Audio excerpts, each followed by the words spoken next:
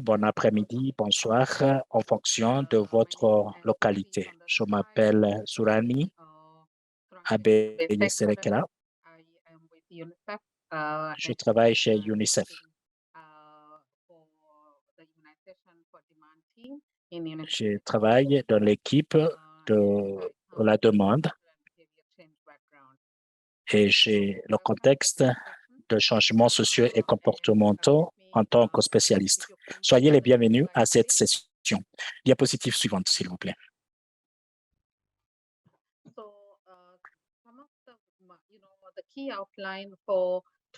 Comment je vais procéder dans cette discussion? On va considérer quelques définitions clés. Les interprètes, merci de me dire si je suis très rapide. Merci de me dire si jamais il y a un problème. On va voir quelques définitions clés. On va voir l'impact de la infodémie. Qu'est-ce que la gestion de la pandémie? Comment la gérer? On va parler des défis posés par l'évolution de l'environnement de l'information et comment la gestion de la pandémie peut être s'adapter à l'évolution de l'environnement de l'information. Et on va parler quelques références. On va partager avec vous les références et les ressources. Diapositive suivante. Ce qu'on espère qu'à la fin de cette session, les participants auront la compréhension des différents aspects de l'environnement informationnel qui posent un défi aux autorités sanitaires pendant une pandémie. Également, on espère bien que vous auriez la capacité de décrire les concepts et principes de base de la gestion de l'infodémie dans la mesure où ils sont liés à l'évolution rapide de l'environnement de l'information. On continue. Prendre la diapositive suivante. Ce qu'on va essayer de faire ici, c'est juste voir quelques définitions. Si vous pouvez cliquer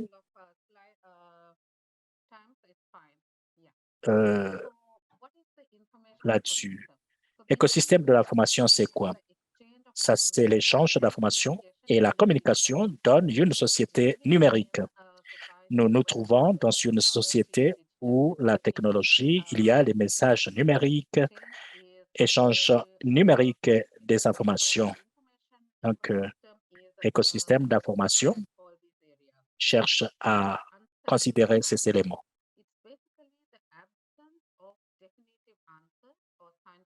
Une science incertaine, l'absence de réponse définitive ou de mise à jour scientifique aux questions auxquelles les gens cherchent des réponses. Dans le contexte de la pandémie, on met l'accent sur cette question qu'il y a beaucoup d'interrogations là où on cherche les réponses. Parfois, on n'arrive pas à répondre à ces questions. C'est ici que nous parlons de la science incertaine. La pénétration des messages. Ça, c'est la capacité d'une personne à recevoir et à comprendre les informations comme prévu. Donc, vous avez un message et vous voulez véhiculer ce message à l'attention de votre auditeur. Vous avez une idée, le résultat de votre message. Si ce message est conçu par quelqu'un et compris de manière que vous avez espéré, donc ça, c'est la pénétration des messages. Les vides d'informations. Quand des personnes sont à la recherche des informations, mais constatent qu'il y a manque de sources crédibles qui fournissent ces informations, qui vont donc combler ce vide. Il y a beaucoup de questions, il y a quelques éléments qui manquent les éclaircissements. Et on cherche les réponses, mais les sources qui donnent ces informations ne sont pas considérées comme étant les sources crédibles. Rumeur, c'est quoi? Information qui est inexacte ou imprécise circulant au sein d'un réseau de personnes. Ça peut être quelque chose de positif, négatif. Donc, ce sont des informations qui sont circulées de manière large dans un réseau de personnes.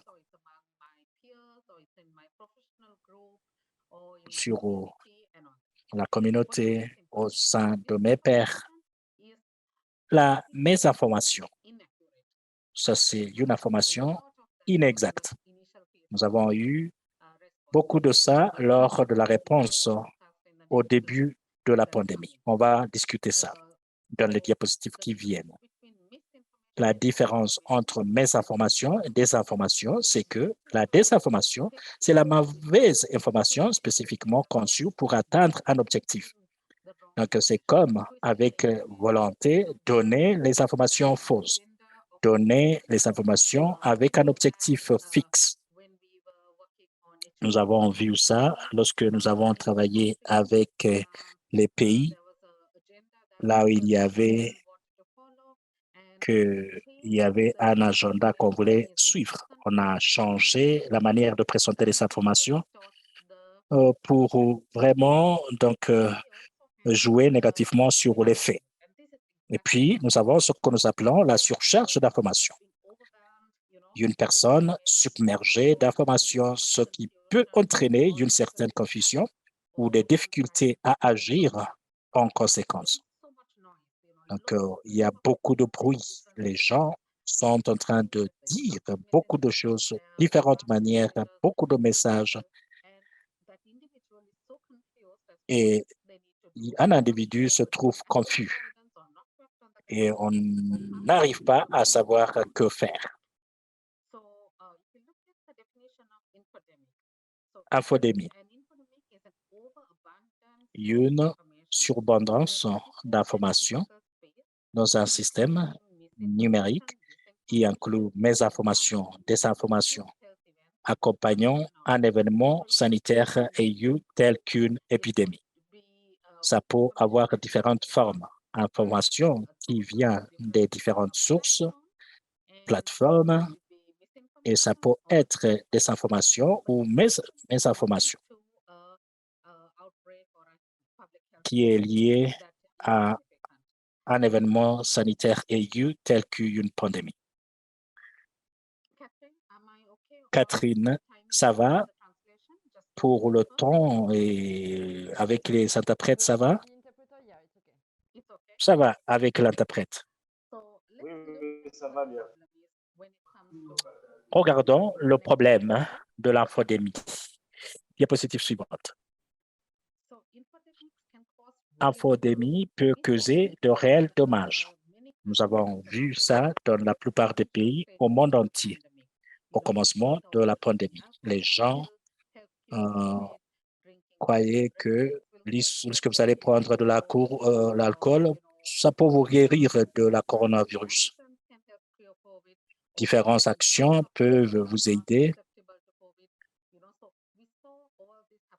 Nous avons vu toutes ces informations lors de la pandémie au commencement. Et cela a un impact sur pas mal de choses. Mésinformation, il y a les informations qui circulaient que l'alcool pourrait guérir le coronavirus. Les services sanitaires qui devraient s'occuper de vaccination, on avait une rumeur qui circulait. Cela a un impact énorme et ça peut causer des réels dommages lorsqu'il y a de telles informations. Diapositive suivante. Et quel est l'impact de l'infodémie? L'impact direct sur la santé, il y a mobilité et mortalité accrues. Par exemple, l'exemple iranien, là, il y avait beaucoup de mobilité résultant de l'infodémie qui circulait. Ou le fait que, au commencement, rappelez-vous, lorsque on faisait la promotion de port de masque, on a dit, si vous respirez comme ça, vous êtes en train de prendre de mauvais air. Voilà, ça accroît la mobilité. mauvaise compréhension des informations sur la santé et des comportements à adapter. Est-ce que je dois porter mon masque, oui ou non? Qu'est-ce que je vais faire pour mon comportement personnel? Donc, toute cette confusion, ça peut être le résultat de l'infodémie. Et puis, il y a manque de confiance envers le gouvernement. Il y a les moments qu'on a vu que dans quelques pays, donc, on croyait que le gouvernement ne faisait pas son travail. On était d'avis que le gouvernement vraiment les laissait à la traîne. Et ça a augmenté la confiance envers le gouvernement. Manque de confiance vis-à-vis la science, donc la production des vaccins et ainsi de suite. Comment se fait-il qu'un vaccin pourrait être fabriqué aussi rapidement? Donc, est-ce que ça marche pour nous comme la science? Manque de confiance envers les experts.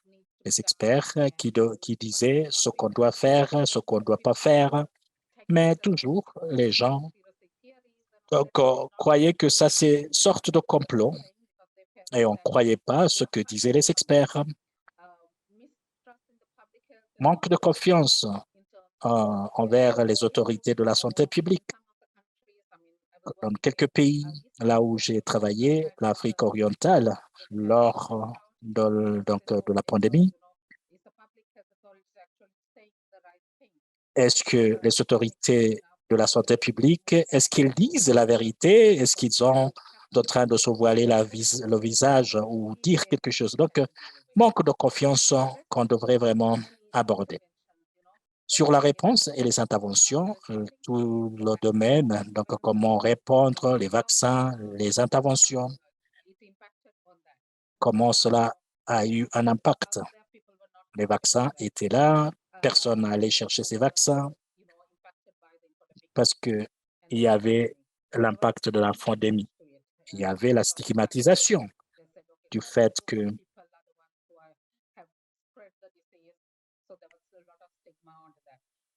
il y avait ce problème. Donc, les groupes qui étaient considérés comme les groupes qui ne faisaient pas quelque chose de correct et c'est pourquoi il y a ce problème. Donc, il y avait beaucoup de stigmatisation du fait que si j'étais une victime de COVID-19, les gens m'écartaient. On ne voulait pas faire quoi que ce soit avec les gens infectés.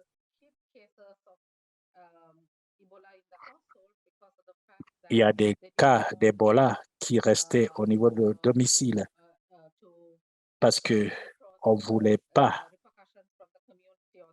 les représailles auprès de la communauté. On ne voulait pas que la communauté réagisse. Cela sape la cohésion sociale, en fait. Diapositive suivante.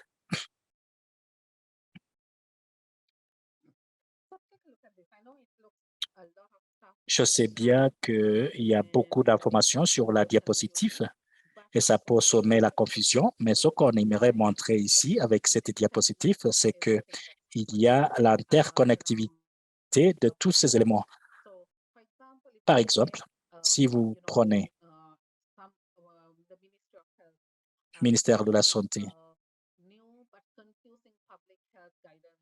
qui donne de nouveaux directives, les gens ne sont pas très sûrs de quoi il s'agit, ces directives, ce n'est pas très clair. Qu'est-ce qui se passe? Les médias, quelle est la réaction des médias? Ils vont amplifier ça à travers toutes ces informations à leur disposition et parfois on ne donne pas les informations correctes. Si jamais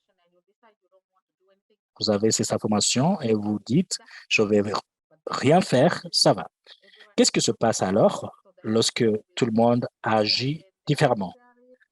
On va prendre cette information, partager, repartager, et c'est comme ça que vous allez voir l'effet de boule de neige. Donc, prenons l'exemple de port de masque. Donc, si vous êtes dans les foules, vous êtes exposé. Lorsque les autorités, maintenant, vont commencer avec leurs campagnes pour contrer la mortalité, ça a un impact au niveau sociétal, au niveau individuel, au niveau de la communauté.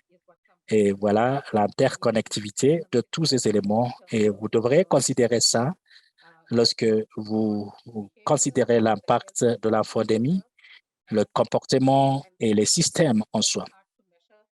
Et cet impact n'arrive pas à être mesuré de manière directe, mais il y a beaucoup d'impact. Et vous avez vu ça pour les 2 ans écoulés. Diapositive suivante. Quels sont les défis de l'écosystème de l'information? Ce qu'on devrait garder à l'esprit, il y a cette science en pleine évolution. On apprend des nouvelles choses chaque année, chaque jour. Voilà, ça c'est quelque chose vraiment qui devrait nous intéresser. Il y a la question de publication, partage, donc des bonnes pratiques, les interventions, les activités qui se poursuivent. Comment partager toutes ces informations? Ça, c'est un autre domaine qui a beaucoup de sens pour voir quelles sont les sources des informations. Ce n'est pas comme le passé.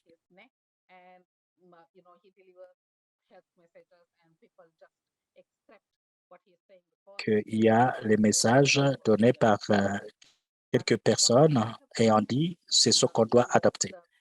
Ce que nous avons vu maintenant, voir qui sont les messagers de confiance. Pour avoir un messager pour les groupes des jeunes, ce n'est pas le même messager que vous allez donc utiliser comme véhicule pour passer votre message auprès des leaders communautaires, religieux. Vous devrez identifier votre messager donc de confiance pour chaque groupe. C'est comme ça, vous allez mieux cibler votre public cible. Et on va écouter les messages véhiculés par ces messagers. L'infodémie, comment cela affecte les comportements, cela devrait nous préoccuper.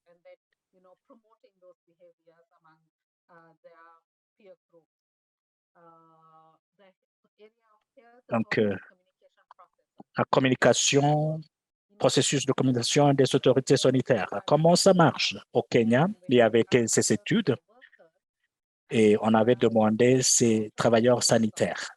Quelle est votre source de confiance sur ces informations? Donc, lors de la pandémie, ils ont dit notre information crédible, c'est à travers le bulletin journalier auprès du ministère de Santé. Donc, c'est comme ça qu'on a travaillé. Mais si vous parlez aux jeunes, il y a d'autres sources d'informations donc, qui pourraient créer une différence.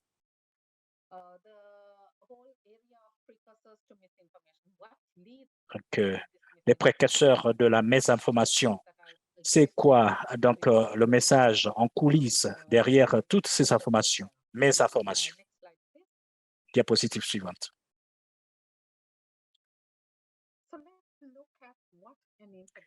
Maintenant, on va voir la gestion de l'infodémie.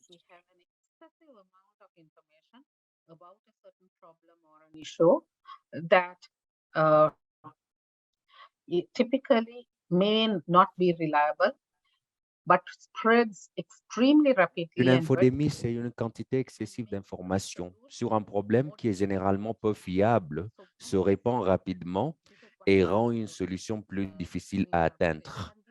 Voilà ce qui s'est passé dans la phase initiale. Même par le passé, quand on traitait la poliomyélite ou le virus de papillome humain ou même dans d'autres zones et d'autres domaines où nous avons agi, nous avons témoigné l'arrivée et la survenue des infodémies.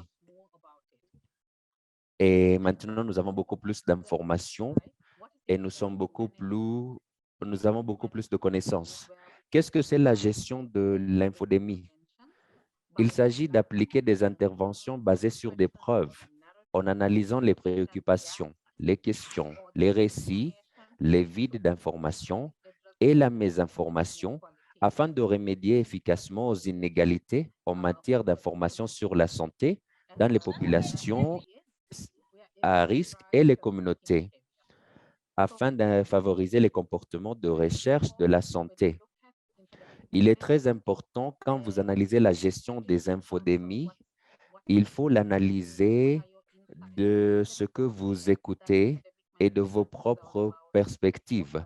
La gestion de l'infodémie n'est pas ce qui se passe dans les sphères des médias sociaux ou des réseaux sociaux. Ça pourrait être les interactions communautaires. Ça pourrait être ce que vous entendez des interactions hors ligne.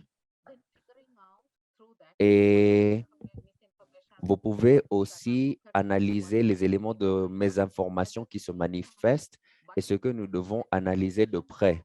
Ce faisant, en organisant ces informations, vous pouvez aussi voir les lacunes d'informations qui existent auprès de vos publics différents et combler ces lacunes.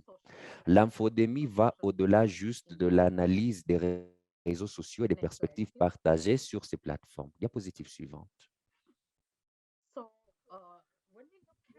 Lorsque nous analysons le domaine de la gestion d'infodémie, il y a beaucoup qui se produisent.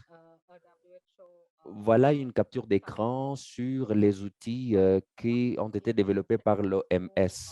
Qu'est-ce qui a motivé l'élan de la gestion de l'infodémie?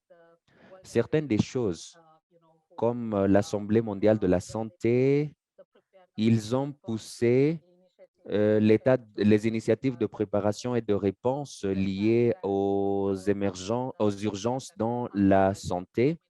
Il y a une déclaration qui a été signée, une déclaration interrégionale sur l'infodémie a été signée par plusieurs pays et ils ont mis en lumière ce travail sur l'infodémie. En matière de réponse, il y avait plusieurs étapes ou plusieurs paquets de réponses qui ont été entamés à travers ce mandat qui a été émis. Ce qui a été aussi observé, l'infodémie n'est pas une action que vous pouvez faire en tout seul. Il faut avoir une approche qui intègre toute la société.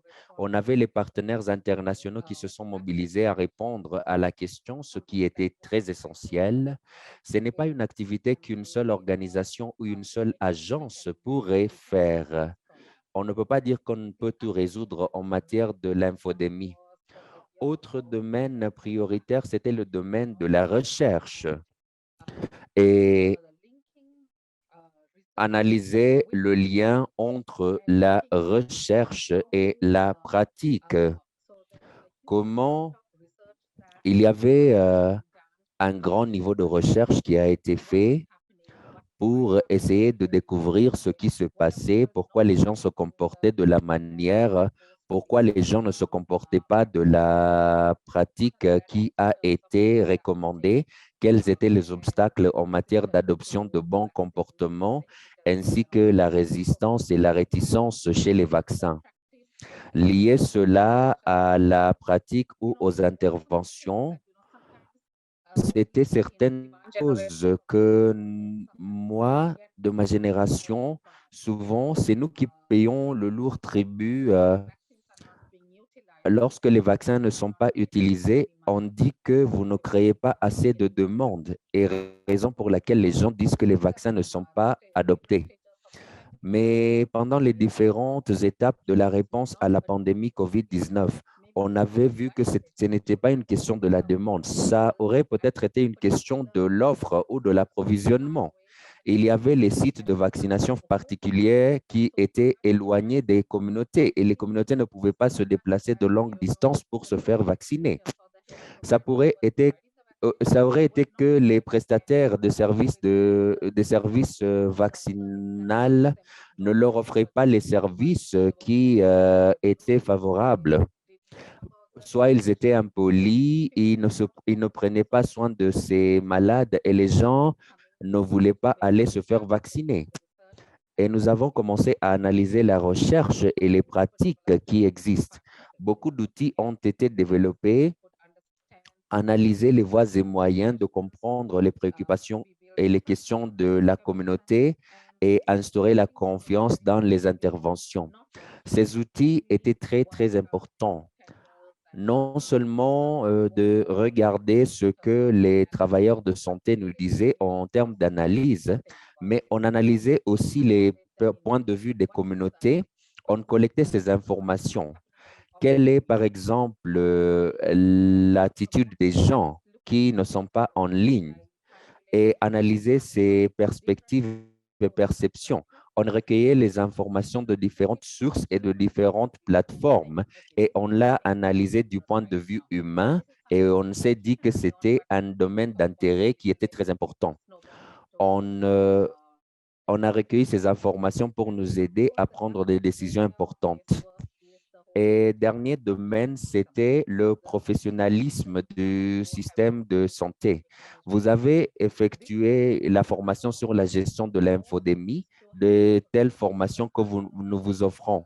Nous voulons former un ensemble de professionnels et des gestionnaires qui pourront résoudre ce problème auprès d'autrui. Diapositive suivante.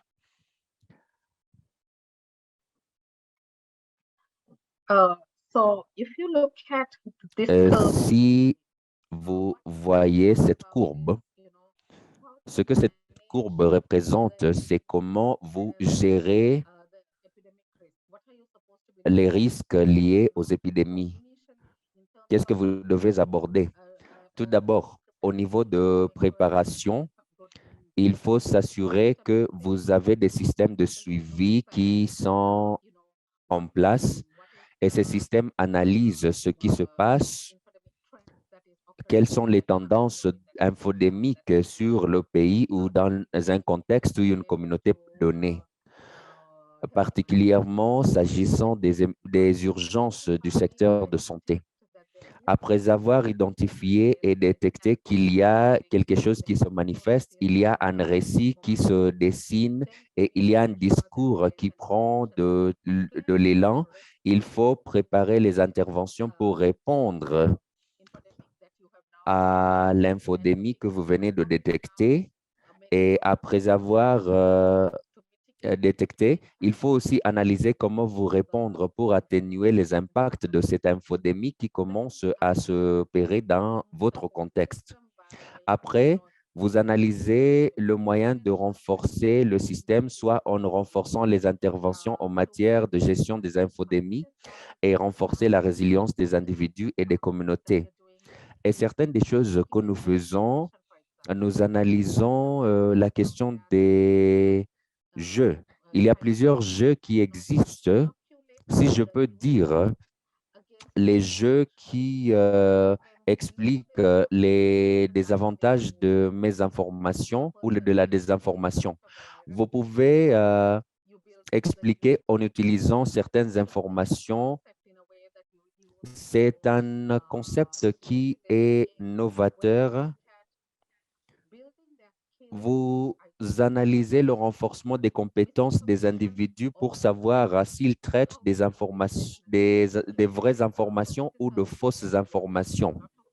Ça, c'est un nouveau domaine où nous voulons beaucoup agir et beaucoup travailler afin d'assurer la pérennité et la résilience des gens en matière des fausses informations et comment les distinguer.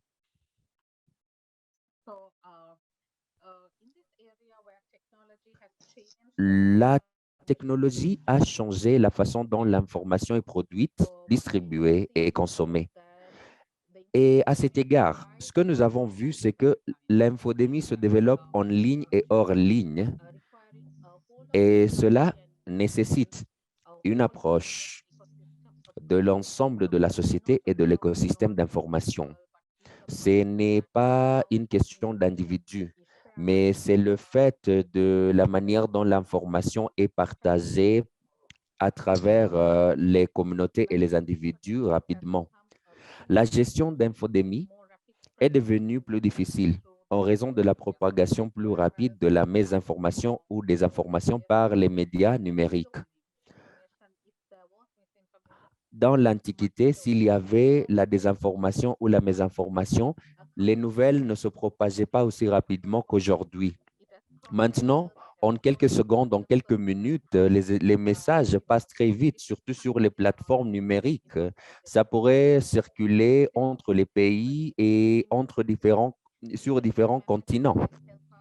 La gestion de l'infodémie nous aidera à mieux gérer cette pandémie et à nous attaquer plus rapidement aux menaces sanitaires nouvelles et résurgentes.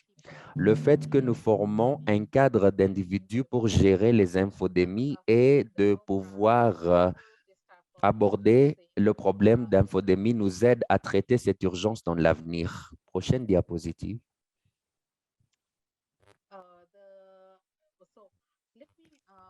Maintenant, je vais demander à Tina d'intervenir pour expliquer un peu plus sur cette diapositive et la diapositive suivante. Merci beaucoup, Sourani. Bonjour à tous. Je pense, avec tous les exemples qui viennent d'être partagés par Sourani, nous voyons que l'une des raisons pour lesquelles les infodémies demeurent un défi, c'est parce que les informations se propagent partout au monde très rapidement. Et ça, c'est une conséquence du fait que notre société se transforme à cause des technologies. Mais cela ne dit pas forcément que les informations qui se propagent seulement vite. Cela a affecté nos interactions. On analyse la météorologie sur nos smartphones chaque matin. Les journalistes qui préparent les émissions radio chaque matin, ils analysent les histoires intéressantes sur Internet et ils font la recherche de ces informations par après. Et voilà l'impact de l'Internet et des technologies et ça a un impact sur nos vies. Ce phénomène va continuer à exister. Ce phénomène continuera à changer nos vies. Raison pour laquelle nous devons aussi commencer à réfléchir que les informations ne sont pas juste des éléments que nous produisons et nous communiquons chez l'autrui, mais nous avons aussi changé la manière de sa production.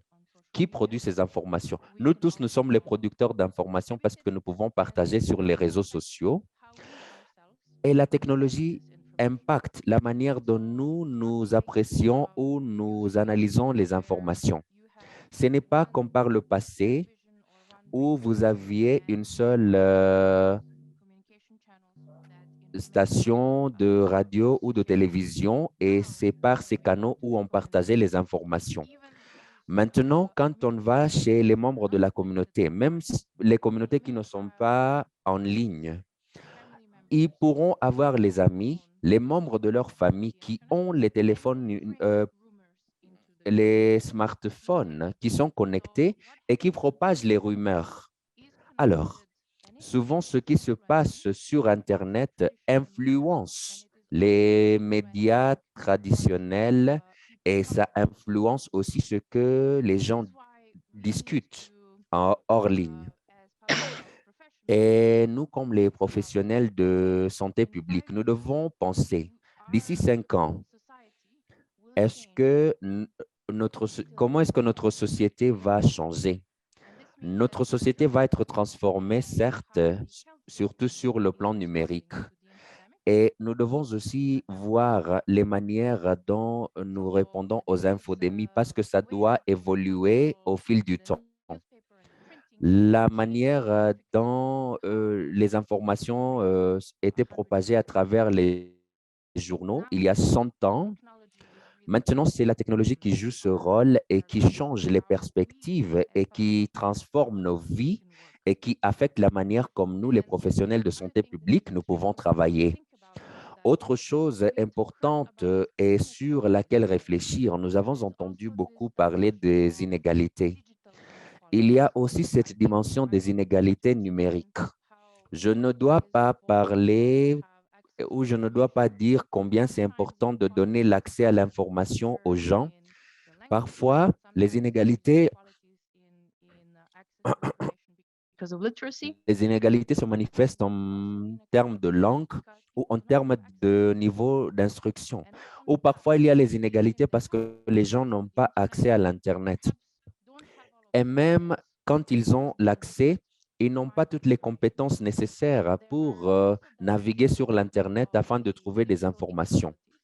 Il y a aussi des dimensions des inégalités numériques qui affectent les compétences des gens à accéder aux informations, même s'ils ont accès à l'Internet.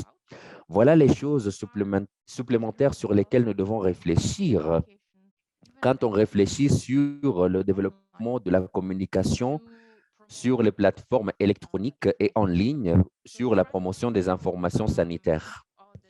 Sourani, je vous redonne la parole sur les 3 vérités du terrain. Merci, Tina. Passons à la prochaine diapositive.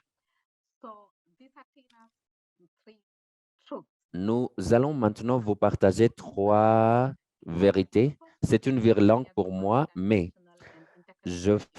on va faire avec. D'abord, on analyse l'écosystème d'information multidimensionnelle. Qu'est-ce que ça veut dire? C'est ce que Tina disait en bref. On analyse comment vous pouvez oublier les frontières sur les réseaux en ligne et sur les médias en ligne et hors ligne. Les informations se propagent harmonieusement à travers ces différents canaux. Tina a fait référence de combien c'est simple de propager les fausses informations. Et maintenant, la manière dont on communique est devenue très complexe. Et là, on va analyser plus tard en matière d'impact des influenceurs en ligne. Et ça dépend de votre positionnement. Prochaine diapositive. Je crois que Tina a bien résumé le premier vérité. Deuxième vérité, on analyse l'écosystème de l'information qui est ultra personnalisé. Prochaine diapositive. Maintenant, nous nous référons sur comment vous vous comportez en ligne, comment cela laisse une empreinte numérique et ainsi que les plateformes numériques que vous consultez fréquemment. Un exemple, vous allez en ligne et vous cherchez les frais d'avion à une destination particulière. Demain, sur votre email, vous allez recevoir les offres de logement de cette zone parce que vous avez laissé une empreinte digitale. Et maintenant, désolé Théodore, est-ce que vous pouvez couper votre micro? L'empreinte digitale, c'est une empreinte que vous laissez sans même savoir. Sur base de vos données personnelles et de votre comportement en ligne, vous consultez les applications, les sites web et les publicités qui vous ciblent. Si vous analysez la désinformation et vous voulez offrir des informations fiables et vous analysez votre empreinte digitale, vous serez ciblé par les informations provenant des sites que vous consultez fréquemment parce que vous avez laissé une empreinte digitale. Ce qui se fait en ligne, c'est que vous devez tailler sur mesure votre recherche. Vous ne savez pas comment vous êtes manipulé par cet environnement digital. Prochaine diapositive. La troisième vérité dit que l'expérience, les émotions et la dépendance sont partout. Prochaine diapositive. Ici, prochaine diapositive.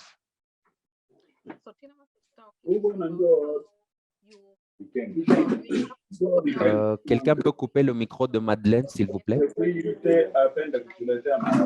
Désolé, il y a une interruption de la part de Madeleine. Merci. Madame l'administratrice, coupez les micros de ceux qui sont ouverts, à part les interprètes et la présentatrice. Celui-ci est conçu pour voir combien de mentions j'aime, combien de fois votre post a été partagé. Voilà comment cette toxicomanie est créée et cette dépendance est créée auprès des utilisateurs des réseaux sociaux et des plateformes numériques. Nous devons adapter notre façon d'interagir avec les gens. Par le passé, on pensait que les messages de santé pourraient être donnés par un médecin ou un travailleur de santé dans un établissement de santé et que vous allez passer ce message à tout le monde. Mais à l'heure actuelle, nous devons être différents. Nous devons aller aux gens et leur parler dans les zones où ils fréquentent, avec les peuples qui les interagissent. Et les individus ont des identités multiples en ligne et hors ligne et continuent à se construire de nouvelles identités chaque jour. La personne que je suis à la maison n'est pas la même personne au bureau ou quand je voyage en train. Nous devons analyser comment cet individu se manifeste dans les différentes facettes de la vie. Nous devons remettre en question nos hypothèses sur où se trouvent les gens. On analyse les femmes, par exemple, et si nous voulons parler avec les femmes, et si nous prenons un sujet, on peut peut-être penser au feuilleton qu'elles regardent, mais on ne peut pas imaginer que toutes les femmes regardent le même feuilleton. Nous devons réfléchir et catégoriser sur ce qui se fait et analyser les informations qu'ils consomment. Comment est-ce que nous allons interagir avec eux? Quels sont leurs besoins en matière d'information? Mes besoins en matière d'information diffèrent des vôtres et comment nous pouvons remettre ces hypothèses en question? Et nous devons aussi analyser ce que les communautés font. Nous devons nous connecter aux communautés avec lesquelles la santé publique ne s'est pas encore engagée. Et comment le faire? Nous pouvons nous assurer que nous parlons aux communautés démunies dans les milieux urbains, les personnes qui ont été laissées pour compte. Avons-nous parlé des communautés migrantes comme les nomades ou les personnes qui se déplacent d'un pays à un autre? Est-ce que nous avons des discussions avec eux? Parlons-nous à des communautés vulnérables? Est-ce que nous parlons aux femmes dans les milieux professionnels ou les jeunes mères? Il faut connaître à qui nous nous adressons et comment nous allons nous connecter avec eux. Raison pour laquelle aujourd'hui, il faut comprendre le parcours de cet individu et le public cible avant de tailler votre message sur mesure. Il faut aussi s'adapter à la nouvelle réalité individuelle. Nous devons remettre en question nos hypothèses sur ce que les gens veulent. On ne peut pas imaginer que les gens veulent ce qu'on leur donne. La façon dont les gens vivent les activités de prévention en santé publique et les interactions avec le système de santé, comment ils interagissent avec le système de santé et comment aussi ils perçoivent les interventions. Afin d'adapter les activités de préparation et de réponse de la santé publique en conséquence, nous devons développer des interventions centrées sur l'humain. Nous ne pouvons pas développer nos interventions dans nos bureaux et penser que les gens vont prendre ce nouveau comportement. La solution doit venir des peuples et nous devons travailler sur cette solution ensemble. Il faut aller au-delà de l'analyse des sentiments qui est effectuée par la technologie de l'intelligence artificielle. Et c'est ce que je disais avant. Nous, on ne regardons pas seulement les personnes influentes. On analyse les membres de la communauté. Qu'est-ce qu'ils disent? On analyse les histoires qui viennent des médias hors ligne. On collabore sur toutes ces informations et nous devons traiter les points sensibles de la population dans l'ensemble du système de la santé publique. Quels sont ces points sensibles? Où se trouvent-ils? Comment les résoudre? Voilà les zones ou voilà les domaines que nous devons traiter. Prochaine diapositive. Il faut aussi s'adapter et tirer profit des nouveaux médias. Il faut développer une approche plus adaptée en utilisant les nouveaux médias et le nouveau vocabulaire qui permettent de diffuser l'information correctement. On ne peut pas penser que ce que nous avons fait il y a 20 ans va marcher. Quelles sont les nouvelles voies et moyens de parler? Peut-être on utilise l'anglais avec une autre langue. Nous avons aussi nos propres dialectes. Est-ce que nous utilisons ces dialectes pour communiquer? Est-ce que nous utilisons les différentes formes pour faire passer nos messages? Il faut être constamment connecté aux gens et toujours écouter ce qu'ils disent en termes des tendances, en termes des nouveaux développements au niveau de leur réalité. Il faut aussi s'adapter au rythme de la consommation de l'information et de l'évolution de cette information. Il y avait une affiche qui a été faite sur la poliomyélite qui a duré 10 ans. Et à l'époque, c'était pertinent. Mais maintenant, les messages que nous communiquons sur les plateformes des réseaux sociaux, si vous communiquez aujourd'hui, dans l'après-midi, ce message serait obsolète parce que les gens ont avancé. Les gens consomment les informations d'une manière beaucoup plus rapide qu'avant. Prochaine diapositive. Voilà. Nous sommes arrivés à la fin de la présentation. Je vous remercie de votre aimable attention. Je sais que nous courons derrière la montre.